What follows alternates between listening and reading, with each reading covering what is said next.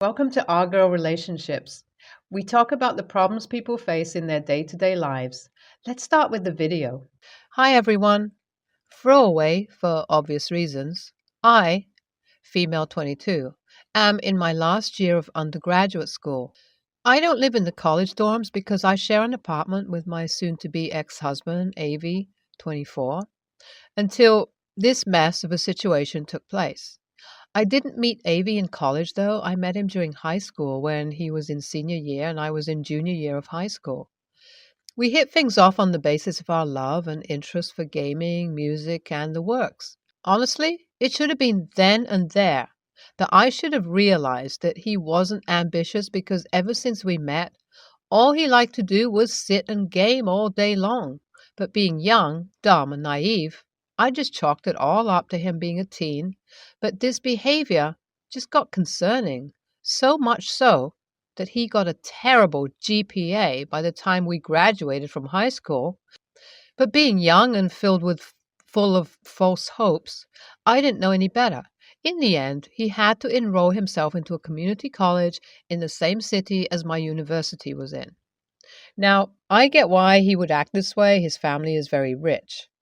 Say, the kind where he wouldn't have to work a day in his life if he gets a trust fund. But his parents weren't the type to raise a trust fund baby. I mean, they were pretty entitled, classist, and prideful of their wealth on their own, but at least they knew how important it was to work hard for the money you have. And I could see how much they tried to reach Avi.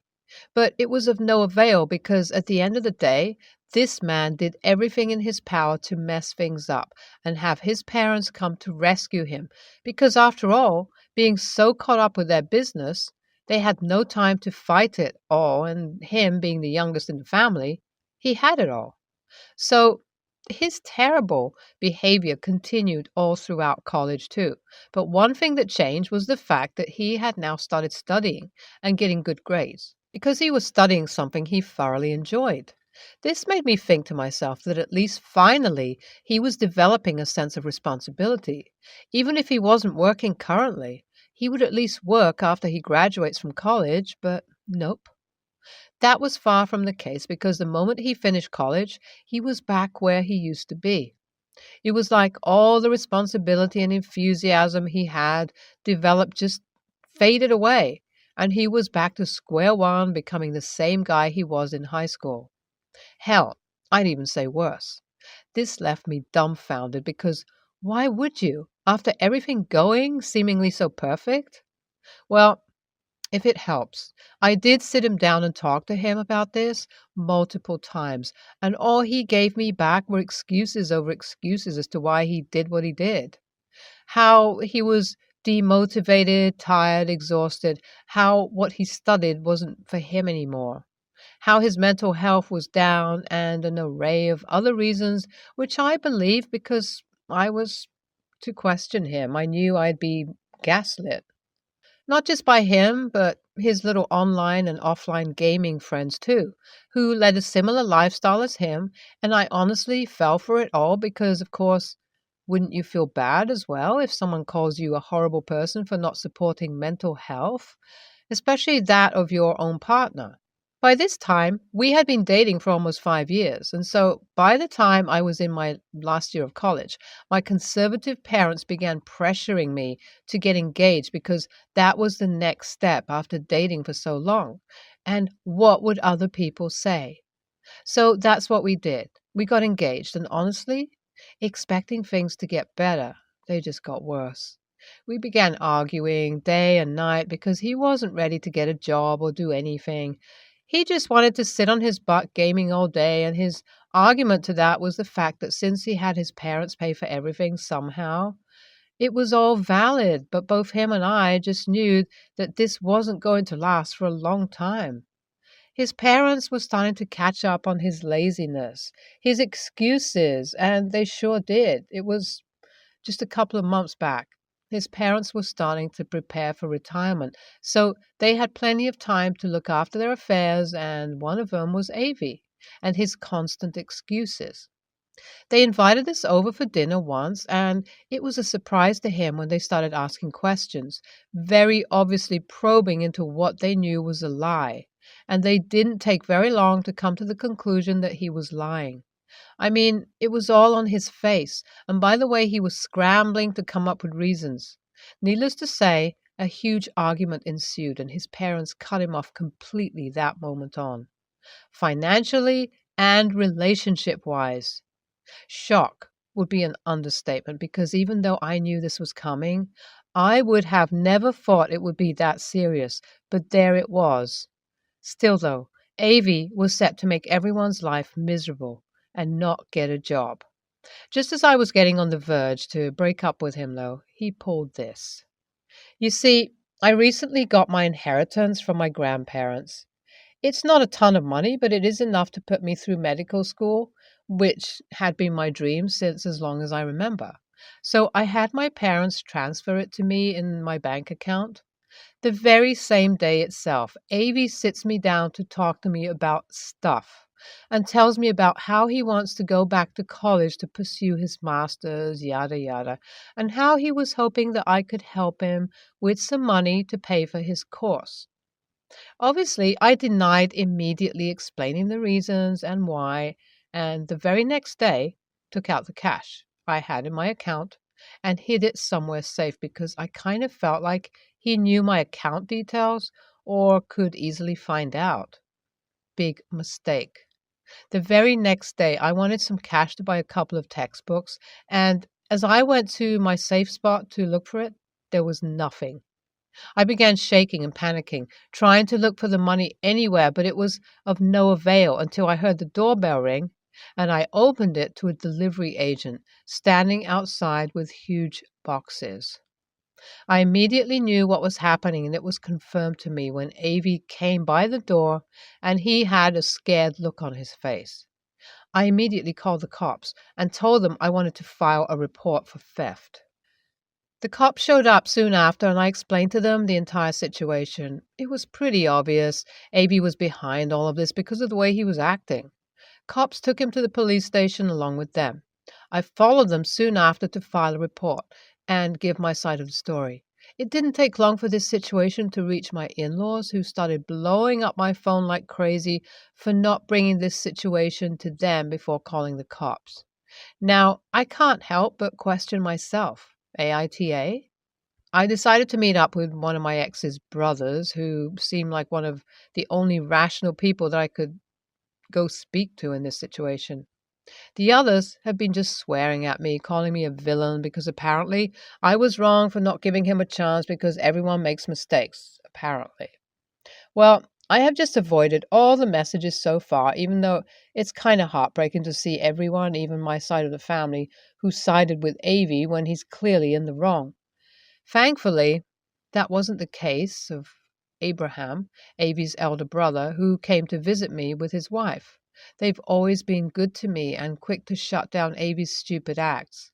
So it was a relief to my heart when they completely understood my side and informed me that this wasn't the first time he had done something like this. In fact, he had turned the story on me, telling everyone that it was me who had actually lost the money and was lying to get money out of his parents.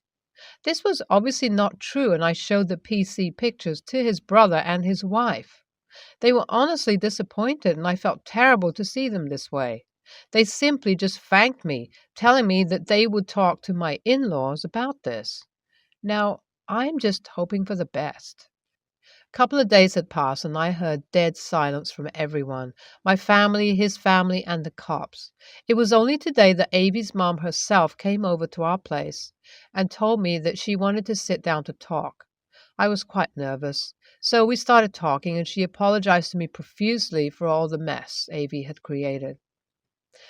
She then handed me a check for the money Avi had stolen, and God, I almost began crying because I thought I'd never see that money in a million years, especially after the harsh reactions of everyone. We continued to talk after, and she expressed her disappointment in Avi, telling me how she wished he was like his other brothers, and I made it clear to her how the only reason why Avi wasn't the way his brothers were was due to the fact that all of us had been enabling his behavior. She said she had understood that, just a little too late, but honestly, being a firm believer in the saying that it's never too late, I expressed my thoughts on how me pressing charges would only help him reevaluate his life, and I think she understood because she didn't really try to convince me to drop the charges. Hi, everyone.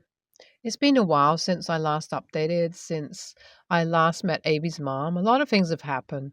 Avi had to face jail time and also a hefty fine for the theft. This time, neither his mom nor his dad came to the rescue, all thanks to Abraham and his wife. I still visit them once in a while, especially his mom, and often get death glares from his dad. I guess he expects me to get all scared because apparently I am the one who took away his little baby, who had no sense of responsibility. I mean, I still just don't get why his dad was so mad at me for putting him in jail when he found it so convenient to cut him off for being a leech. Well, regardless, I only visit them for Avi's mom, Abraham, and his wife, and as long as they invite me with open arms, I don't mind the death glares.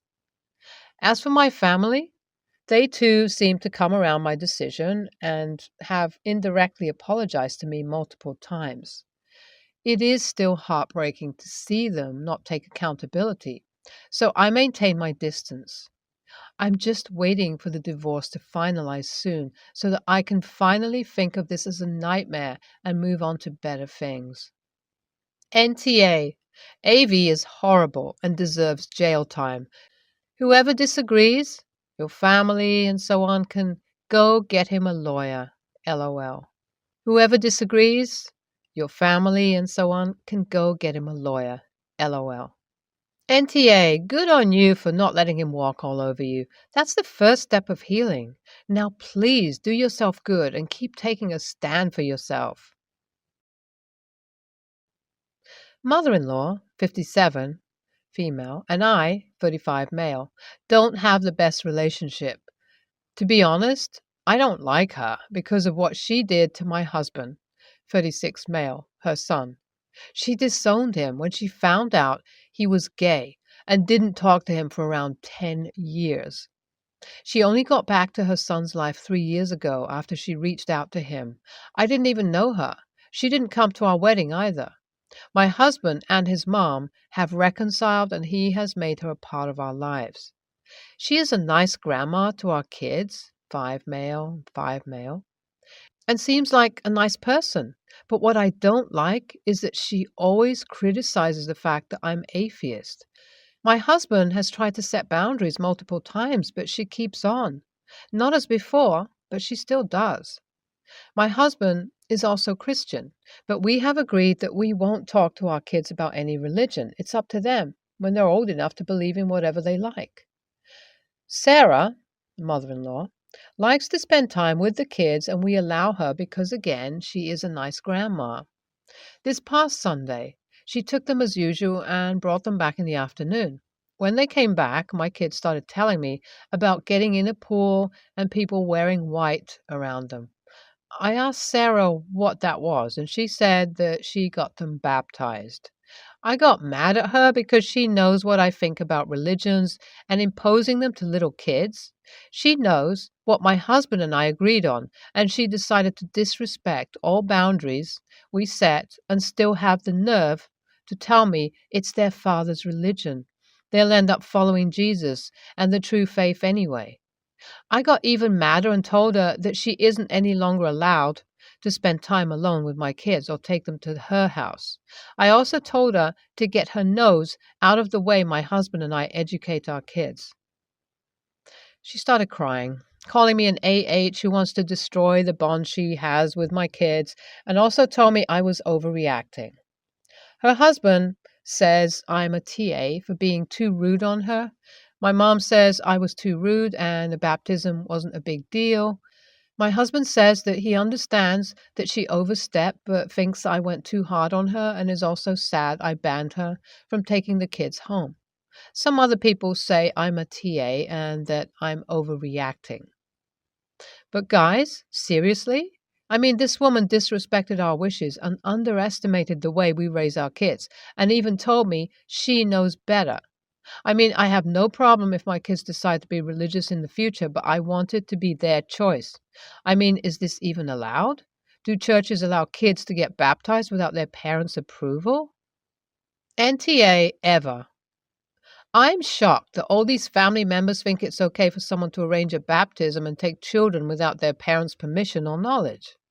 You and your SO really need to be on the same page about this. He really needs to be firm with his mother that this was not acceptable. She shouldn't have unsupervised time with them. NTA, I am a Christian and this is not okay. You do not get to force your religious beliefs on someone else. That is wrong. Pushy, judgmental, overstepping Christians give other Christians a bad reputation. I think you should love and respect everyone. I am truly sorry she did this to you and your husband. I am truly sorry. In my opinion, the church should have reached out to you or your husband to verify that it was okay to perform a baptism on two small children.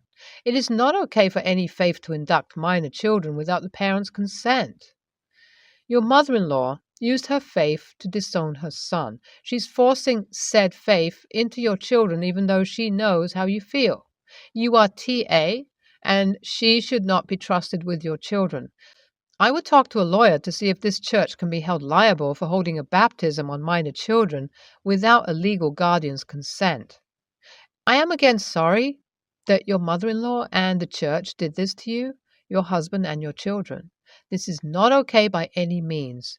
No one has the right to force their religion onto someone else, especially a child. My wife, 32, has been a stay-at-home mom for our kids, 4 female, 2 male, for about 3 years now. She gave up a successful specialty nursing career to be home. I've been working from home since COVID, and 6 months ago, I took a job which doubled my salary, $130,000 to $255,000. I was clear that this would require more work than my last job, not outrageously so. Still, about 40 hours with some travel and occasional after-hours meetings. I took the job, and in that 6 months has allowed our family to move to a larger home in a better neighborhood, have a reliable cleaner, landscaper, etc. I've arranged my work schedule to be 8 till 4 p.m., eating lunch at my desk. I don't mind at all, so I can be off earlier to be with the kids. Occasionally, I'm starting to travel for 1 or 2 night trips every few weeks. Tonight, there was a small dinner, happy hour, which is a 30-minute drive away for 4 p.m. to 6 p.m. I told her the event was a happy hour from 4 to 6. A few people were late, so didn't really start until 4:45 p.m., and I made the decision, keeping her informed, that I would be later, leaving at 6:30ish and getting home at 7:15 p.m. She got mildly upset over text that it was unfair, but I made the decision to stay. She's upset because a trend with her for these events is wanting me to set a time and leave at that time. Have the balls to say I have to go and leave. Fairly strictly, since the event isn't required. My opinion is going to these events are valuable, especially new to a company, and the reality of the situation is dynamic. It could go over by an hour. Not hitting the bars all night on a whim with coworkers, that's unreasonable. But the dinner, whatever, could go longer, and the better choice is to take advantage of those rare networking opportunities. AITA for wanting to stay later at a work dinner at a new job that is going later than expected when my stay-at-home wife is home with the kids. NAH. I can see both sides. Socializing and networking is essential in work environments. Even more in a new one. But homeowning and child rearing are 24/7 jobs that should be fairly distributed between couples, meaning both must have downtimes from it. What is suggested is every time you must attend such events, you should compensate with some dad alone time. Actually, mom deserves some time for herself. Also, your kids are in ages when a sitter can be easily used, so mom can go out with dad. Okay, we're talking about you coming home about a couple of hours later than usual. But I don't think this is the main problem. Does your wife have some time to herself? Can she unwind and socialize? I think the point is in these questions and the answers in the last paragraph. This is tough. I used to be in your wife's position, and let me tell you that spending nonstop time with children that age, even when you love them more than anything, is as close as you can get to completely losing yourself and your identity. They require a mind numbing amount of constant attention. So, while every point you make is actually valid and the work you have put in, which includes networking, has provided a very good life, it's not really the trade off that it appears on paper. Your wife needs time by herself, alone with you, and more than anything, to feel appreciated and like a human woman whose entire identity and purpose isn't thanklessly raising tiny humans. So technically, NAH. But please tell your wife you appreciate her and book her a spa treatment. You can afford it and it will go a long way.